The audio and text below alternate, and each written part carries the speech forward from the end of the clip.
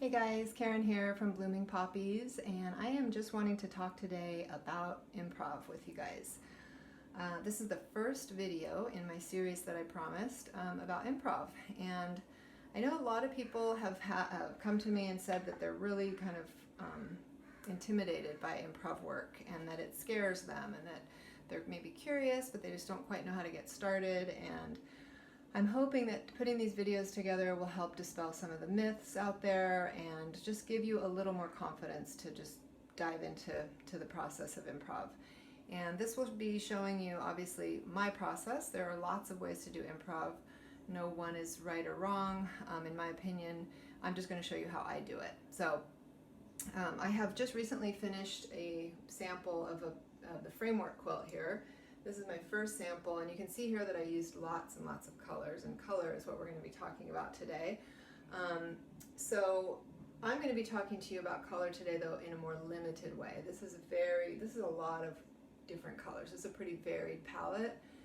And what I want to talk to you about today is how to sort of narrow down your palette to make your project a little more manageable and maybe not so overwhelming. But of course, that is not how you need to do it. If you're feeling confident with color and you want to just grab all the colors you love and go for it, that's perfectly fine as well.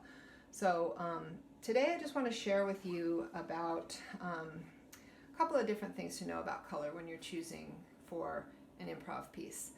I think a lot of people have the idea or the impression that scraps are the only thing you can use for an improv quilt, and scraps are great. For improv, they're perfect, and they're a great way to use up your scraps because you can use even the tiniest little piece, and so they're perfect for that. However, I don't want you to get the idea that you can't use yardage or bigger pieces and just cut into them, because that is perfectly great as well, and it's a great way to just find like maybe a fat quarter bundle that you love, or a quarter, those quarter yards that have been on your shelf and all the favorite colors that you have. And you just want to pull those and put those together and to start cutting into them for your improv work. That's great too. So it doesn't have to be just scraps. Go for that yardage that you've been loving as well. And I just wanted to show you a couple of palettes that I pulled together just to kind of show you how that could work. I went here with sort of a monochromatic-ish palette of purples and pinks, and I just thought these were really beautiful. So these are all just from my shelves, yardage that I had left over from other projects or that I bought and didn't end up using. Just over the years, you know how it is, you accumulate yardage. And also I wanted to show you that it is fine to put a pattern in, a patterned fabric, or print fabric rather. I use a lot of solids in my work, but it is perfectly lovely and just fine, great to add prints in your work as well.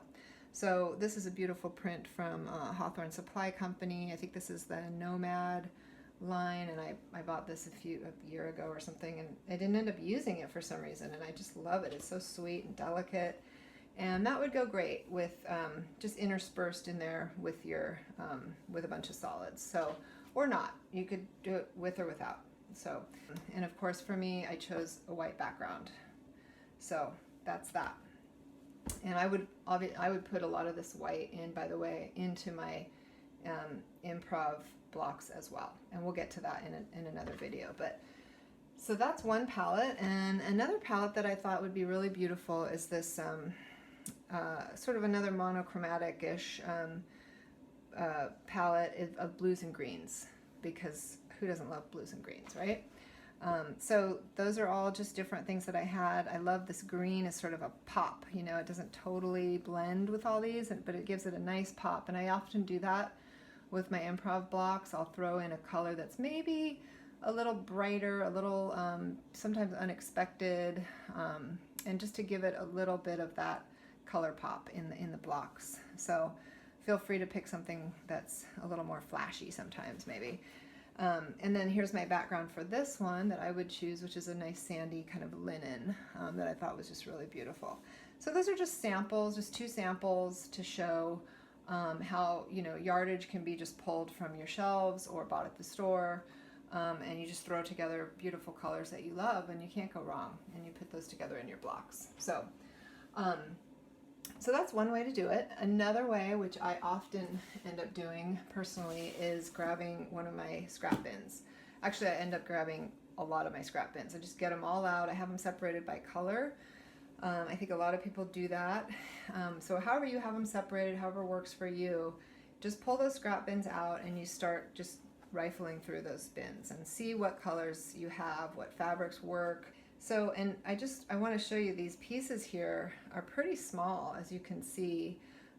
These are perfectly great. This is what I love about using scraps, is that you can really utilize almost every last piece of your fabric. This piece is, as long as it's 3/4 to an inch wide, then you can use it. This one is just over an inch, so this would work. It's small and it'll give you a nice sliver when you cut your 1/4 inches off, but that's a great look and that's super fun. So pieces like this as well, nice and tiny. So these are all just offcuts from other projects, and I don't want to let those go to waste. So those go in my scrap bin and they're perfect for improv. So anyway, just that's a good way to start with your scrap picking when you're going to pick colors. And I want to share with you finally my palette that I came to for the rest of the videos that I'm going to be sharing with you.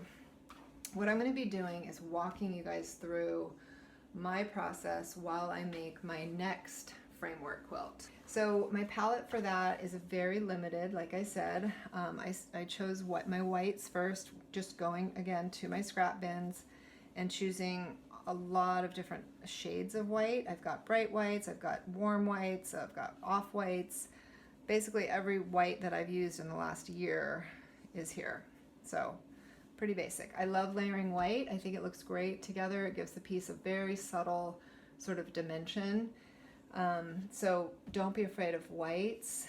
And you can do the same thing with grays or darker colors, which is what I did here. So this, you can see, is again lots of grays, dark grays, light grays. I've got linen in here. I've got the yarn dyed linen Essex as well, which I have a lot of and love. Who doesn't love this, right? And so I've got a really nice dark one here. These are mostly all Konas, I think, that I've had over the years. And then these gorgeous prints. Like I said earlier, I do love to add in prints minimally for me, but you know, your piece could be made up of all prints and it would be gorgeous. So that's completely an option. Just if you love prints, go for it. Add every print in that you love in the colors that you like. But my next color that I'm introducing into this palette is the gold, and this is a lot of Kona here. This is basically Kona curry. Love that. I've got lots of that, so I just thought I'd utilize all the offcuts. I've got this Hawthorne Supply Company gold, and I just thought these tones of gold went really nicely together. So, and then I've got some other designer prints that I might just add in because they're just fun and I love the colors. And then last but not least, of course, is my peach. So had to put peach in there. You guys know me. Or maybe you don't. If you don't know, I love peach, and to me everything goes with peach. So I added in all of my recent warp and weft peach that I love. It's just so bright and it's just got a really nice tone to it. And then I also added in all my Konas from past projects recently. And then I couldn't resist this Ruby Star little print. I'll probably have to throw that in as well. That's that. That's my limited palette, just 4 colors. And my background for that, you guessed it, white. So I think, it's possible that I'll change it to gray, but most likely it's going to be a white background. No surprise there, right? So that is what I'm going to be walking you guys through. So you get to decide. That's the best part about improv, is that you just pull what you like and throw it in as you see fit. And we're going to get to all of that in the next video. So the next video we're going to talk about cutting, how big to cut your pieces, what size, how you can cut them to start joining them together for your actual blocks and for the sewing piece. Okay, so I hope you guys found that helpful. I'm so excited to get started, and I'll see you on the next video. Okay, thanks. Bye.